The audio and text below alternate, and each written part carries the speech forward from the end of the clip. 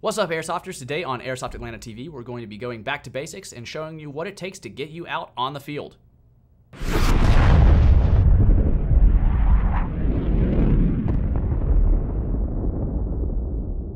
Today we're going to be highlighting the AEG, or the automatic electric gun. Most AEGs, when you buy them, they're going to come with a high capacity magazine. Now, the high capacity magazine is going to be operated by having a door at the top. You pour your BBs in, and then you have a gear on the bottom that you will spin, and it will load the BBs up through the feeding tube up into the gun itself. What this does is it gives a nice starter magazine that has a higher capacity than, say, any other mid-cap or low-cap magazine. So you have more time on the field without switching magazines or having to purchase aftermarket magazines, so you have a nice basic package. With this being an electric gun, when you buy a basic package like the lower tiers, like the ASL, it's going to come in a combo. A combo is going to include a battery, and for the Falcons, it's going to be a battery and a smart charger. When you buy other brands, this is where you have to watch out. Some brands are going to be carrying what's a trickle charger, and that is just a basic charger that does not stop flow of electricity when the battery is full. So this continually goes and can actually overcharge and kill a rechargeable battery. So the easiest way to use these is to actually not only get the trickle charger, but drain your battery all the way to the end, and then use the wonderful math formula to determine how long you have to charge your battery. Whereas the smart charger, it already has it cut off, so when your battery is done charging, it cuts off the flow to the battery, saving the battery, so you have more recharges in the battery's life. The next tier of battery we're going to be talking about is also known as the Lipo. Now, this one is going to be a more volatile battery, and so the charging method and use of this battery is going to be very limited. To charge these, this is very important, there are two ports here. This one, the long one with all the little holes in it, is going to be for charging. It also has the number of cables right here, whereas the output only has 2 cables. The output is going to be what plugs into your gun, and this does not. So if you have like a NIM charger and you're deciding to go up and get into the LiPos, you have to buy a LiPo charger to charge a LiPo battery. The NIM chargers, if you were to plug this in, well, it's going to be a bad day. And now it's time to show you how to actually put the battery inside the gun.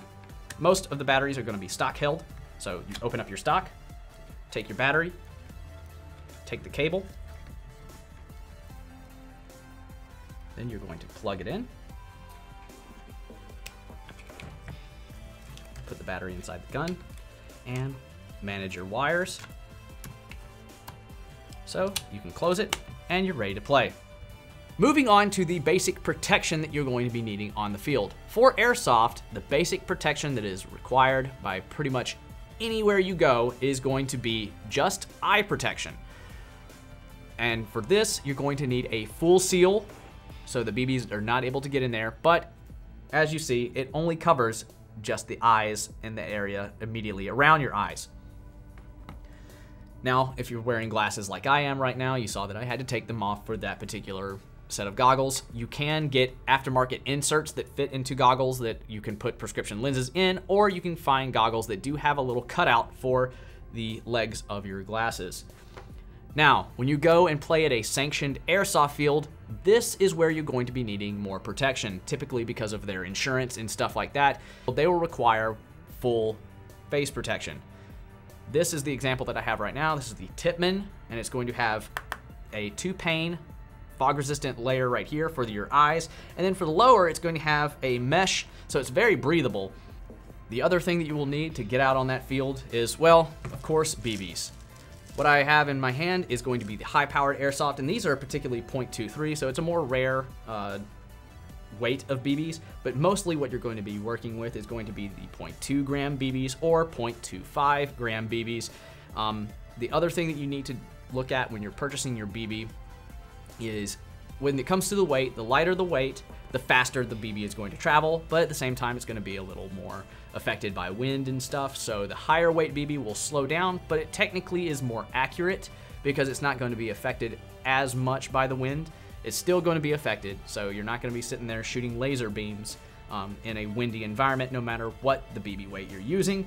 But typically, if you're using an entry level or around 400 feet per second gun, you're not going to go over a 0.25 gram BB. You can go into the 0.23s with those 400 feet per second guns, but it's not a necessity. The other thing you need to do is you need to buy from an airsoft store or that airsoft field that you are at, because when it comes down to it, the quality of the BB is very, very, very important when it's going through the gun. Lower quality BBs, as something you'd find at a big box mart, can actually damage your airsoft gun and void warranties. The reason that you need a high quality BB going through your airsoft gun is you have a really soft piece of rubber inside the gun, which is known as the hop-up. This is a piece of rubber that interacts with the BB in the chamber, giving it backspin, and that is what creates accuracy in airsoft, because you have a little round ball going down a tube with a smooth tube, so there's not really any rifling or anything like that, and it's bouncing around in there, so it's not really accurate. Give backspin to it, and it's riding that puff of air out, and that is what creates accuracy in airsoft. Now that we have all of that wonderful gear discussion, well, how are we going to carry it to the field? This is the most overlooked piece of airsoft equipment, the gun bag. Now I have the pink one right here because this is very important, so I'm going to highlight this so you're really looking at it right now. The purpose of this video is to highlight the very basics into getting an AEG up and running and you out on the airsoft field. If you have any questions that are more in depth than what was covered in this airsoft video, just make sure to leave a comment down below and we'll try to get to it.